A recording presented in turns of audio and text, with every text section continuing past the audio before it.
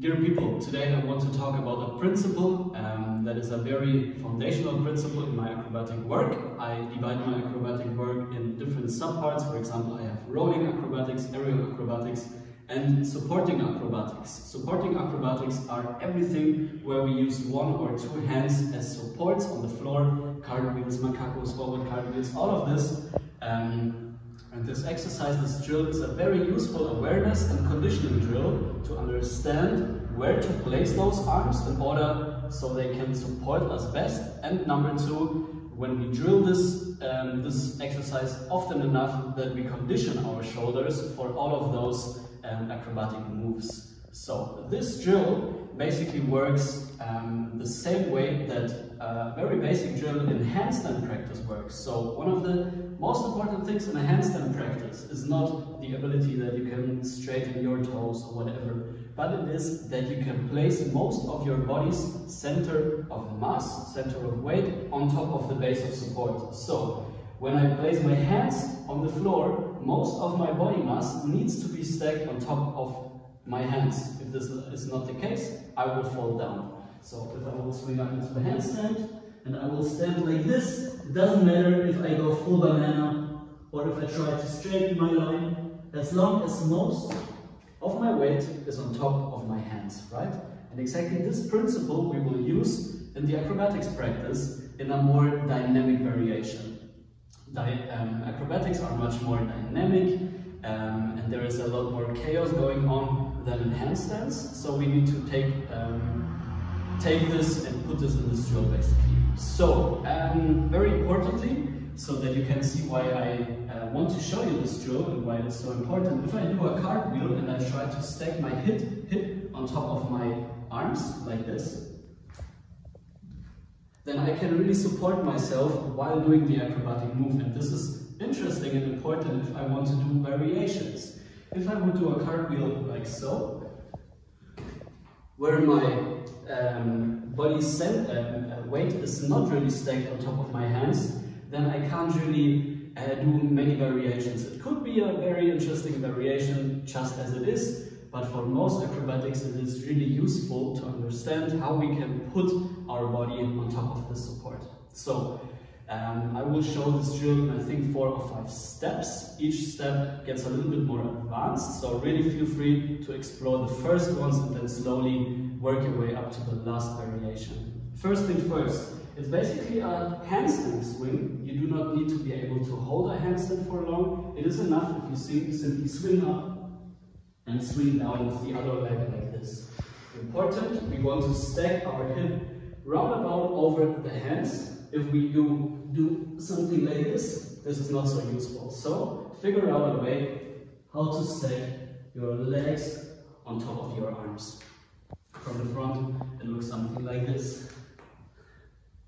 Very important, make sure to fully push out of your shoulders and your arms, so we can also use this drill as a conditioning drill, right? Variation number 2, exactly the same thing. This time we try to go in a straddle swing up, meaning from side to side. Exactly the same thing. If you can, a little hold in the handstand position. If not, that's completely fine. Third drill, we do exactly the same thing. This time we try to place one hand at first on the floor and then the second one. So it's basically a contralateral move. Right arm goes to the floor, left leg swings, and vice versa. Swing, support, support, and come down. Now, right here it becomes interesting, because we have first only one limb on the floor and then we need to place the second limb.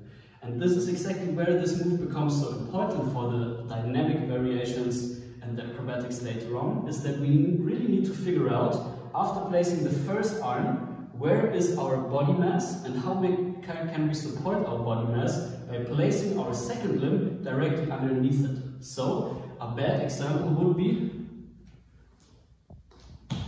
something like this, where I place the second hand too far out so I can't really support myself. This is not really useful.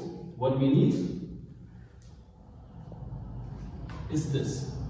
And you can challenge yourself and your ability to really make sure that you understand this principle by trying to standing on your second supporting arm for as long as possible. You can change leg shapes, whatever you want to do, tuck, diamond, whatever it is, so you feel comfortable standing temporarily on this one arm. You swing up, you change, and you try to stand.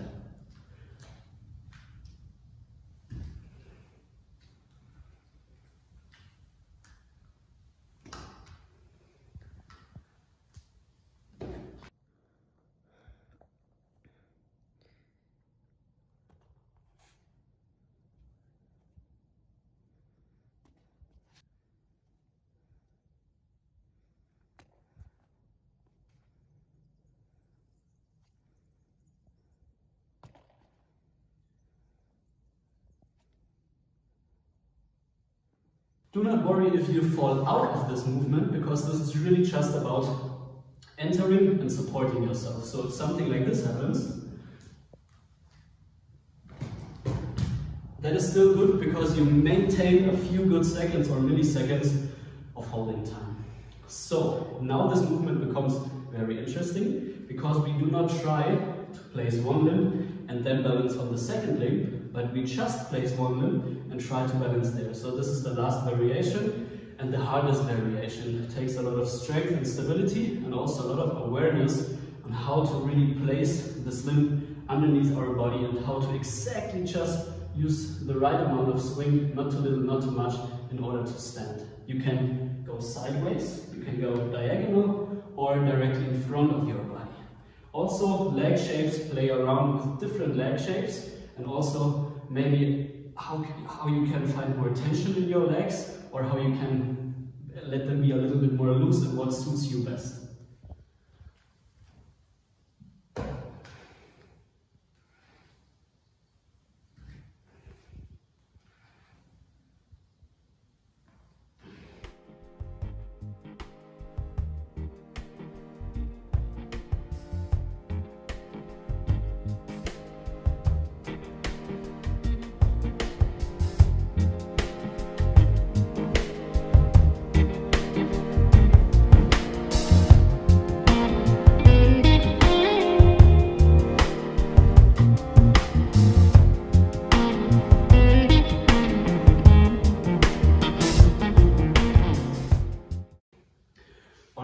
Now that you know the basic drill, you can play with it definitely. This alone and the variations are excellent, really strengthen your shoulders and gain a very basic understanding of where to place these limbs. Now in every acrobatic move and every supporting acrobatic move, you need different angles. In a macaco, you for example have a much more open position, so you could practice exactly this drill by trying to go for a macaco and stopping mid-air and finding a nice long supporting position on the supporting hand.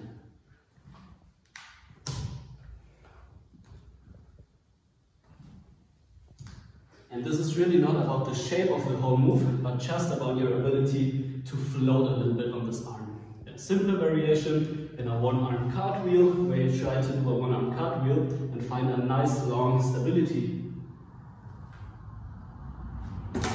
on the supporting arm. Really push out and challenge yourself and try to stand as long as possible. And come out.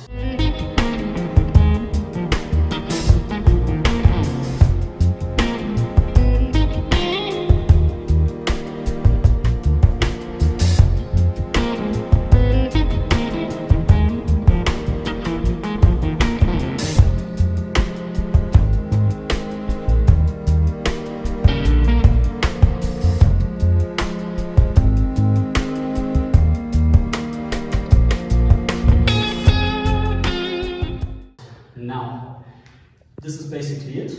It is a very general drill, so simply by practicing this, your macacos or forward cartwheels or whatever probably won't simply be there afterwards, but they certainly will be easier. Your shoulders will certainly feel much more conditioned, and your awareness on where to place this limb definitely increases.